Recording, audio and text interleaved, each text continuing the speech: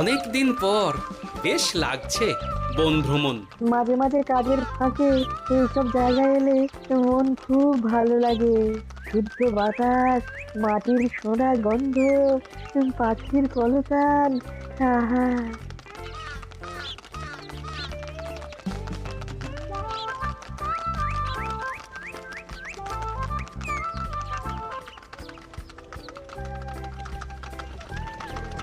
মহারাজের রথ থামছে। আমরা এইখানে বসে আজ রাজকার্য পরিচালনা করব। মন্ত্রী, তুমি ঝটপট এখানে বসার বন্দোবস্ত করে দাও। আমি এক্ষুনি ব্যবস্থা করে দিচ্ছি মহারাজ। এই এখানেই আমাদের বসার জন্য ছাউনি করে দাও। এক্ষুনি করে দিচ্ছি মন্ত্রী মশাই। এরা বসার জায়গাটা করে দিক, ততক্ষণ আমরা একটু হেঁটে আসি।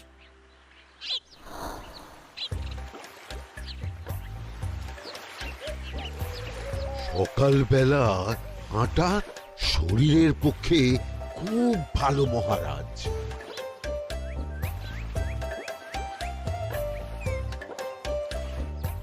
আগেকার দিনে রাজা মহারাজরা এই সব বনে মৃগয়া করতে আসতেন। মৃগয়া একদম ভালো নয় মন্ত্রী। তুমি জঙ্গলে আসছো অন্য প্রাণীদের মারতে। কেন মারবে? ওরা তো তোমার কোনো ক্ষতি করেনি। না, তা করেনি, কিন্তু তখন ওটা রাজা মহারাজাদের খেলা ছিল। শুনেছি আপনার প্রপিতামহ খুব ভালো বাঘ শিকার করতেন, অনেক বাঘ মেরেছেন। মন্ত্রী, তুমি একটা কথা হয়তো জানো না। আমার প্রপিতামহ শিকার করতেন, কিন্তু কোনো স্বাভাবিক জানোয়ারকে নয়। যে বাঘ মানুষ খেকো হয়ে প্রজাদের ক্ষতি করত, আমার প্রপিতামহ সেই সমস্ত বাঘদেরই মারতেন। এছাড়া উনি বন্য প্রাণী সংরক্ষণ করতে বড়ই ভালোবাসতেন।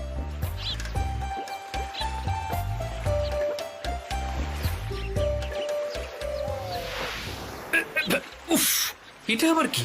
এই এটা আবার কোথা থেকে উড়ে এলো? কোথাও তো ঝড় হাওয়া কিছুই নেই।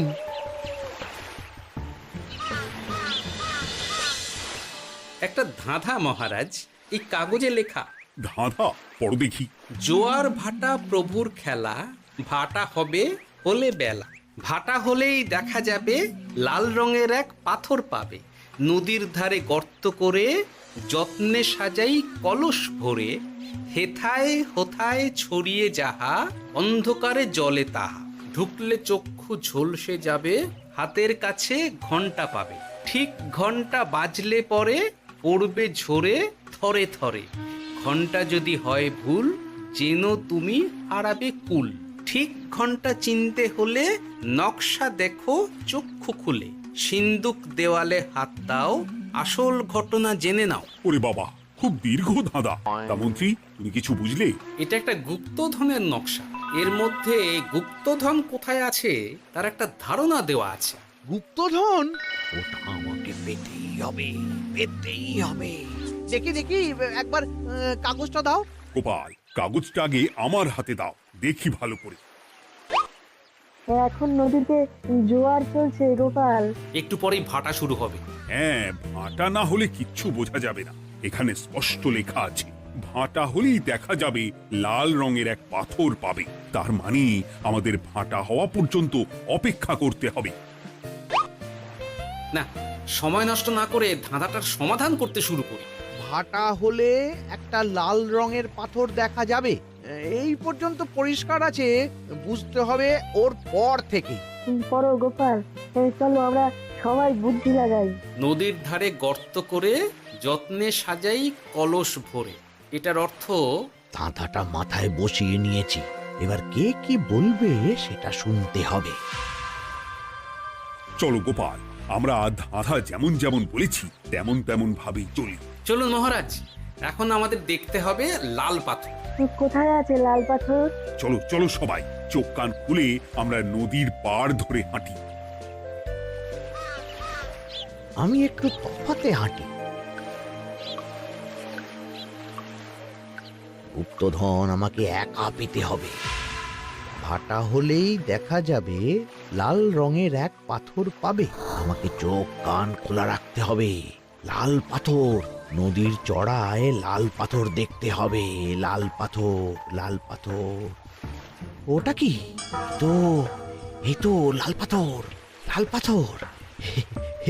ওরা অনেকটা এগিয়ে গেছে, ওদের আমার দিকে নজর নেই। এই সুযোগ, এই সুযোগ, একা একা গুপ্তধন নিয়ে পালাবো। আহ, এ- এ।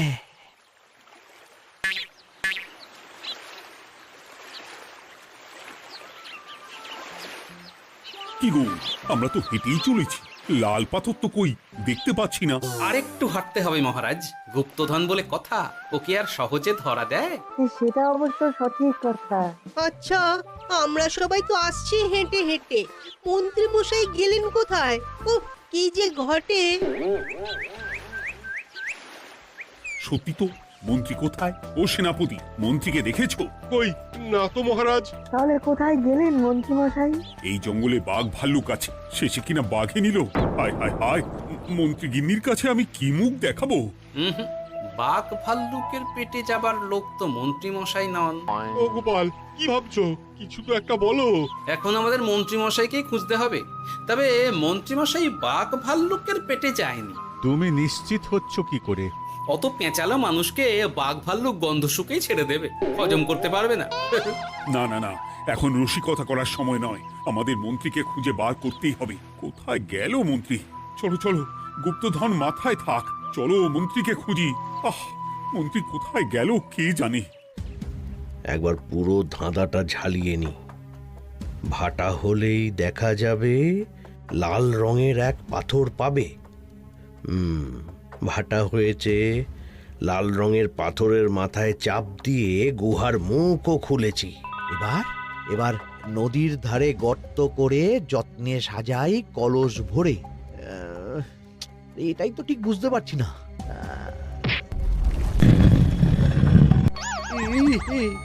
এই রে, এবার কি হবে? হ্যাঁ, মহারাজ, কোথাও একটা আওয়াজ হলো। এই, আওয়াজটা কোন দিক থেকে হলো? চলুন সামনে এগিয়ে যাই। আমার মনে হয় আওয়াজটা সামনের দিক থেকে এলো। আমারও তাই মনে হলো। তবে কি মন্ত্রী মশাই লাল পাথরের হদিশ পেয়ে গেছেন? আমাদের চোখে পড়লো না, অথচ মন্ত্রী মশাইয়ের চোখে পড়ে গেল। আসলে আমরা কথা বলতে বলতে গেছি, তাই নজরে পড়েনি। মন্ত্রী মশাই একা একা আমাদের পেছন পেছন আসছিলেন। উনি ইচ্ছে করেই আমাদের পেছনে পেছনে আসছিলেন। নিজে একা গুপ্তধন নিয়ে যেতে চেয়েছিলেন, এখন কোথায় আছেন কে জানে।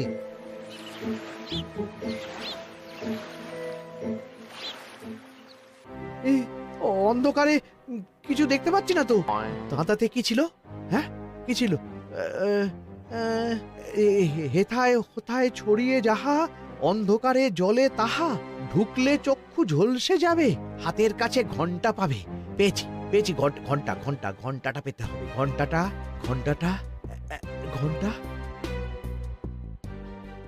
ভাটা হলেই দেখা যাবে লাল রঙের এক পাথর পাবে, নদীর ধারে গর্ত করে যত্নে সাজাই কলস ভরে, হেথায় হোথায় ছড়িয়ে যাহা, অন্ধকারে জলে তাহা, ঢুকলে চক্ষু ঝলসে যাবে, হাতের কাছে ঘন্টা পাবে।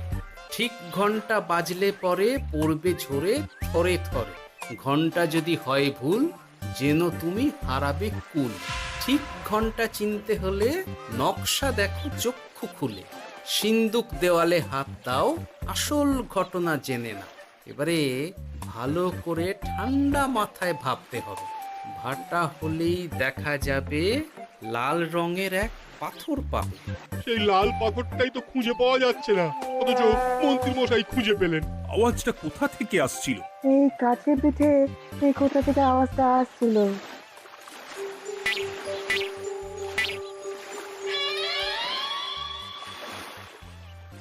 এই তো, এটাই মনে হয় সেই লাল পাথর। একটু নাড়িয়ে চাড়িয়ে দেখি তো কিছু হয় কিনা।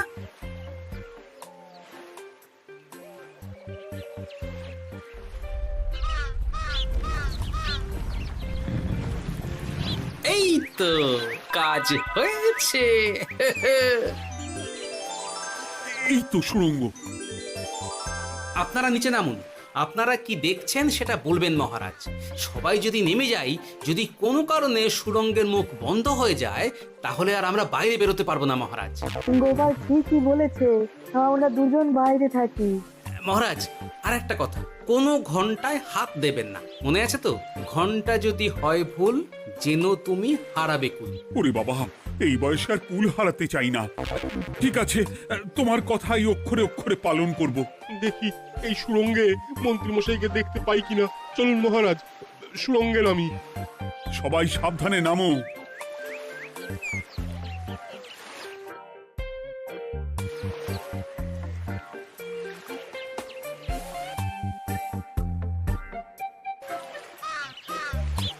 মহারাজ, ওখানে কি কি দেখতে পাচ্ছেন? ওখানে কি মন্ত্রী মশাই আছেন? না গোপাল, মন্ত্রীকে এখনো দেখতে পাইনি। শুধু আমি এখানে অজস্র পাথর দেখতে পাচ্ছি। পাথরে পাথরে ছয়লাভ, ছোট বড় অজস্র। পাথরগুলো বড় অদ্ভুত, কিরকম কিরকম মানুষ মানুষ গড়ন। লম্বা বেঁটে হরেক রকম। মানুষ মানুষ গরম, সেটা কি রকম? আর কিছু? কোনো কলসি কি দেখতে পাচ্ছেন? কলসি তো দেখতে পাচ্ছি না। মহারাজ, কলসি থাকতেই হবে, কারণ ধাঁধায় লেখা আছে নদীর ধারে যত্ন করে যত্নে সাজাই কলস ভরে। গর্তটা আসলে হলো সুড়ঙ্গ, কিন্তু কলস। মহারাজ, মহারাজ, এইদিকে এইদিকে একটা কলসের মতো কি যেন আছে। এইদিকে আসুন, এদিকে এদিকে। হ্যাঁ গোপাল, দেখতে পেয়েছি। এবার আমি যেরকম যেরকম বলবো সেই রকম সেরকমই করবেন। আমি বিজ্ঞানীকে নদী থেকে জল তুলে পাঠিয়ে দিচ্ছি। পাত্র কোথায় পাবে? আমাদের জল খাবার যে পাত্র আছে সেটা আনতে লোক পাঠাচ্ছি। ঠিক আছে। শুধু একটা কথা বলছি, আপনারা কেউই সুড়ঙ্গের ভেতরে কোনো কিছুতে হাত দেবেন না। কেন গোপাল? সব পরে বলবো, এখন আমি যা বলছি সেটা শুধু মনে রাখুন। সুড়ঙ্গের ভেতরে কিছুতে হাত দেবেন না। ঠিক আছে। প্রহরী, তুমি যাও, যেখানে আমাদের বসবার আয়োজন করা হয়েছে সেখানে গিয়ে একটা জলের পাত্র নিয়ে নদী থেকে জল ভরে নিয়ে এসো। গোপাল, মন্ত্রীমশাই কোথায় গায়েব হয়ে গেলেন? কোথাও গায়েব হয়ে যাননি বিজ্ঞানী, কোথাও গায়েব হয়ে যাননি উনি। উনি ওই সুড়ঙ্গের ভেতরেই আছেন। কিন্তু কেউ তো ওনাকে দেখতে পাননি। সম্ভবত পাথর হয়ে আছে। এখন কিভাবে পাথর হয়েছেন সেটা তো আমি বলতে পারবো না। সবটাই স্বপ্নের মতো লাগছে। ঠিক যেন স্বপ্নের মতো লাগছে। এই জীবনে সুরঙ্গ দর্শন হয়ে গেল। আমাদের পাতাল প্রবেশ। পাতালে আসিয়া আমি মনে মনে বলি, গুপ্তধন নিয়ে আমরা যেন সৎ পথে চলি। তোমার এখনো কাব্য আসছে সভাকবি? আসছে মানে কাব্যের সাথে আছে রোমাঞ্চ, করছে গা শীত, হচ্ছি আমি অধীর। মহারাজ, জল দিয়ে বিজ্ঞানীকে পাঠাচ্ছি।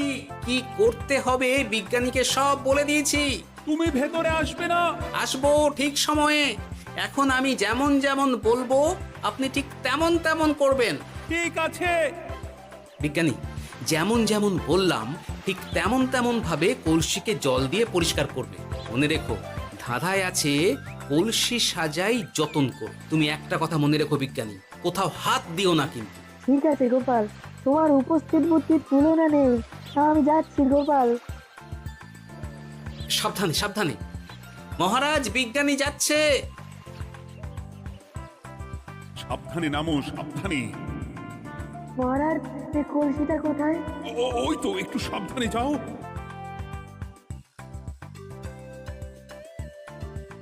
বিজ্ঞানী, কলসির দেখা পেয়েছো? পেয়েছি পেয়েছি পেয়েছি। এবারে কলসিটাকে ভালো করে জল দিয়ে ধুয়ে দাও। কলসির আলোয় সুড়ঙ্গ আলোকিত গোপাল। এরপর কি? ভালো করে দেখুন মহারাজ, কোথাও ঘন্টা দেখতে পাচ্ছেন কিনা। ঘন্টা একটা তো নয়, সার সার ঘন্টা, অনেকগুলো ঘন্টা। সাবধান, ঘন্টায় হাত দেবেন না, শুধু দেখুন।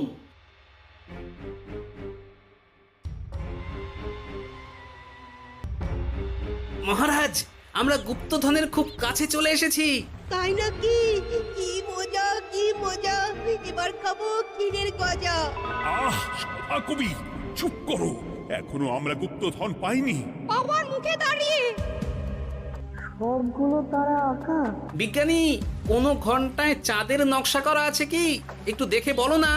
আমি আতস কাজ নিয়েই দেখছি, সব ঘন্টাতেই তারা আঁকা। খবরদার, কোনো ঘন্টাকেই ছোঁবে না। ঠিক আছে, কোনো কিছু না ছুঁয়ে আমি দেখছি। পেয়েছি গোপাল, চাঁদ আঁকার ঘন্টা পেয়েছি। ওই ঘন্টাটা বাজাও, বাজাও।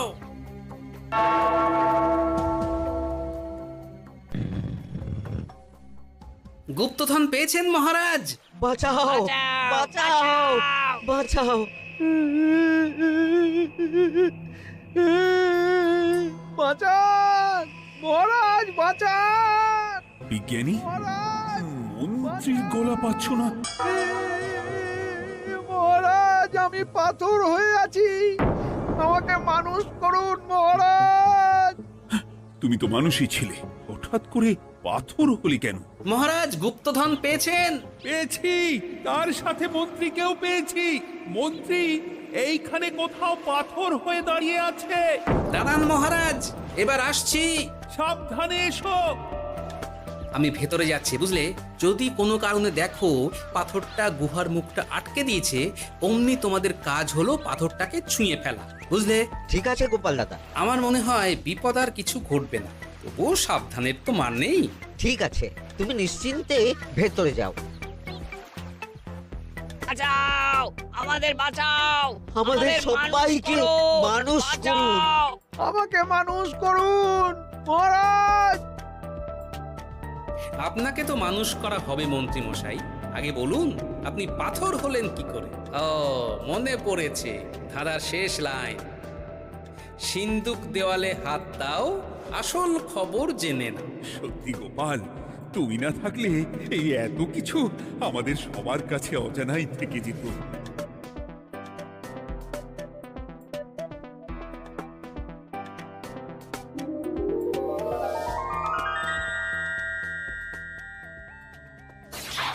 ধন্যবাদ আমাকে মুক্ত করার জন্য। আপনি কে? আমি যক্ষ। আমাকে এই ধন সম্পত্তি পাহারা দেওয়ার জন্য এক ডাকাত দলের সর্দার যক্ষ করে রেখেছিল। আমি 100 বছর ধরে এইখানে যক্ষ হয়ে আছি। আমি তোমার জন্য মুক্ত হলাম গোপাল। এই সম্পত্তি তোমার গোপাল। সম্পত্তি নিয়ে আমি কি করব? আমি এই সব সম্পত্তি মহারাজকে দান করলাম, রাজ্যের অনেক কাজ হবে এতে। তুমি ধন্য গোপাল, তুমি ধন্য। এবার আমার যাবার সময় এসেছে, আমাকে যেতে হবে। যাবার আগে এই পাথরগুলোকে মানুষ করে যান। এরা সব লোভী।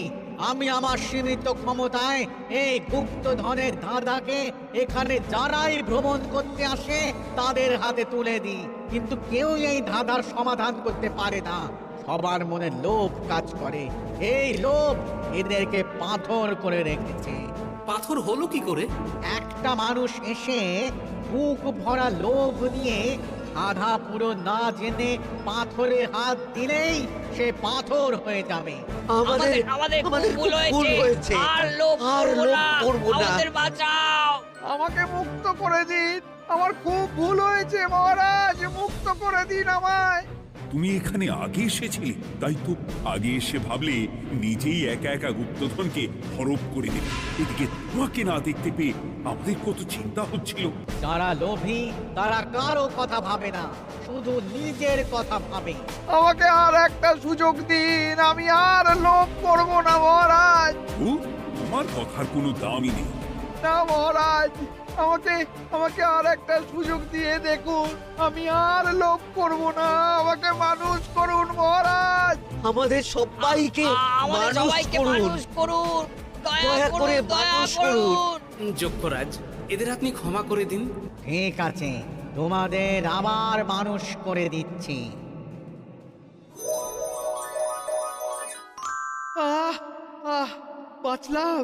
বাঁচলাম। এই রকম বারবার বাঁচা যাবে না, কিন্তু এবার সাপ ব্যাং যাই হবে না কেন ওইভাবেই থাকতে হবে, এই আমি বলে দিলাম। এবার আমার মুক্তি। মুক্তি নেবার আগে আরেকটা প্রশ্ন, যে ডাকাত সর্দার তার সম্পত্তিকে রাখার জন্য আপনাকে যক্ষ বানিয়েছিল, এই সম্পত্তি তো তাদের, আমরা তো নিতে পারি না। লোভ বড় খারাপ গোপাল, অতিরিক্ত লোভ মানুষকে পশু করে দেয়। ওই ডাকাত দল এই সম্পত্তির জন্য সবাই কাটাকাটি করে মরে গেছে, কেউ আর বেঁচে নেই। সুতরাং এই সম্পত্তিতে তোমার অধিকার আছে। এই সম্পত্তি তুমি গ্রহণ করো। নিলাম আমি, কিন্তু এই সম্পত্তি মহারাজকে আমি দান করলাম। ডাকাত দল জনগণের সম্পদকে লুঠেই তো সম্পত্তি বানিয়েছে, তাই আমি জনগণের কাজে লাগবার জন্যই এই সম্পত্তি মহারাজকে দিলাম। গোপাল, তোমার জয় হোক। এবার তাহলে আমি যাই, তোমরা সবাই সুখে থেকো আর ভালো থেকো। গোপাল, তোমার তুলনা হয় না। তোমার ঋণ আমি কোনোদিন শোধ করতে পারবো না। তুমি কৃষ্ণনগরের জন্য যা করলে তা ইতিহাসে লেখা থাকবে। না মহারাজ, আমি এমন কিছু করিনি, এই কাজ সবাই করবে। জয় গোপালের জয়, জয় গোপালের জয়, জয় কৃষ্ণনগরের জয়। জয় কৃষ্ণনগরের জয়।